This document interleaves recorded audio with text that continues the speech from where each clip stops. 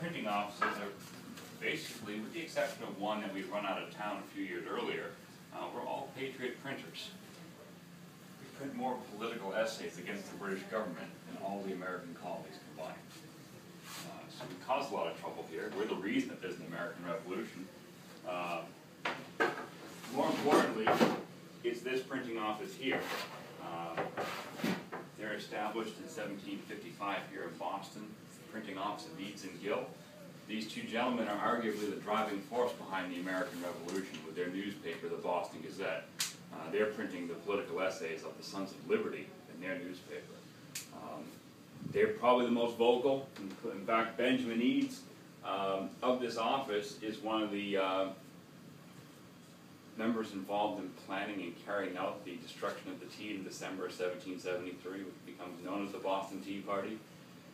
They plot it in the printing office, and they discuss it further in his residence before heading down to the waterfront to actually pitch the tea into the harbor.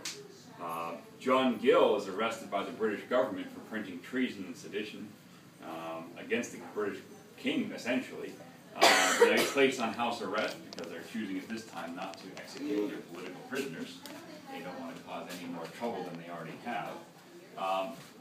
And so he's placed on house arrest here in Boston during the British occupation of 1774 to 1776. For that time period, he's not producing anything.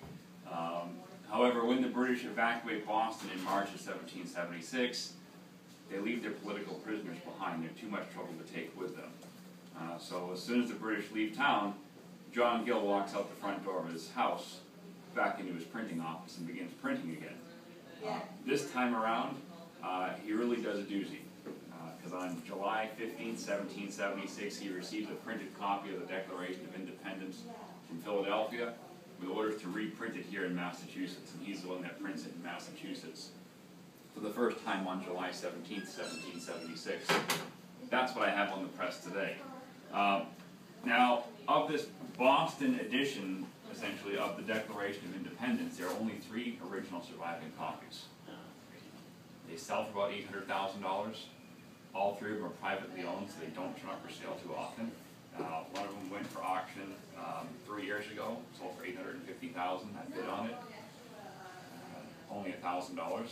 And wouldn't you know it, for the entire week that it was listed at auction, it never left $1,000, and I thought for sure I had it. And then in the last 24 hours, it went up to $10,000, and I watched it go to $100,000, and then $500,000, $850,000, and then I realized I was never going to own it. I certainly don't have that much money. If I did, I wouldn't be working here. Actually, I probably would be, because I would have bought the Declaration. And so the only option for acquiring a copy of this Boston edition is actually through this printing office. We're the only people that reprint it. It hasn't been printed since 1776, when we printed it for the first time 3 years ago. We were the first people to reprint it in 236 years. Now, what we produce is the closest thing you can get to an original without spending nearly $1 million. And the reason for that, and I'll explain, is through several features of the document that I'm producing. For starters, we actually took one of the original copies. There's actually one on display at the old State House right now, over where the Boston Massacre takes place. Their copy is the one that we used to produce this typeset, so to say, here, this typeface. There's 9,126 letters in the Declaration of Independence, and we measured each one, each line space, every word space, the font size, the space between the letters, everything to be exact from the original, recast it, and then reset it so that dimensionally the document I have on the press is identical to the one that John Gill prints. The ink that I'm using is an 18th century formula made from carbon black, boiled linseed oil, and pine resin. So I'm using the same type of ink that John Gill would have used in 1776. That wasn't good enough for us. We take it one step further. Our paper. The paper that they're using then is 100% cotton. It's the only type of printing paper available in the 18th century.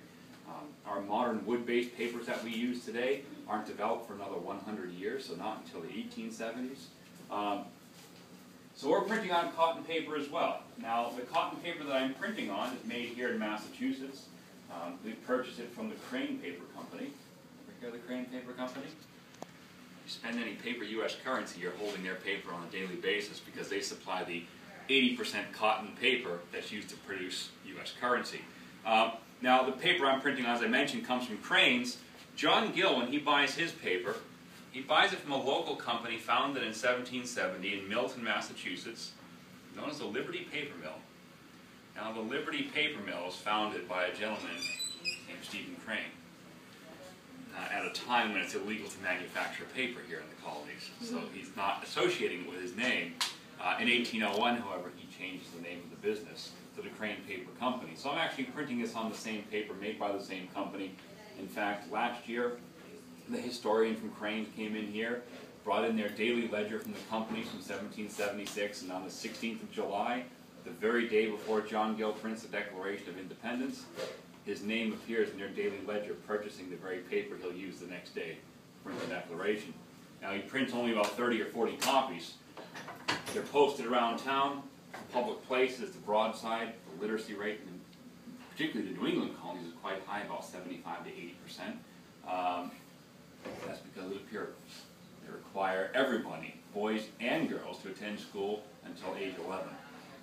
And then you're an adult, essentially. Now, they're posting them around, but one of them will be read from the balcony of the State House on the 18th of July, 1776, the following day.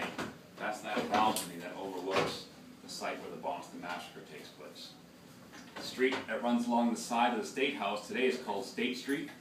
1776, that was called King Street. That's why we call the Boston Massacre the riot on King Street. That's where it takes place. If you follow that street, which is State Street now, further up the road, it turns into Court Street. Court Street was once called Queen Street. Queen Street is where James Franklin in 1719 establishes his printing office, and in 1755 in that very building is where John Gill and Benjamin Eads established his printing office. And that's where on July 17th the Declaration is printed in Massachusetts for the first time.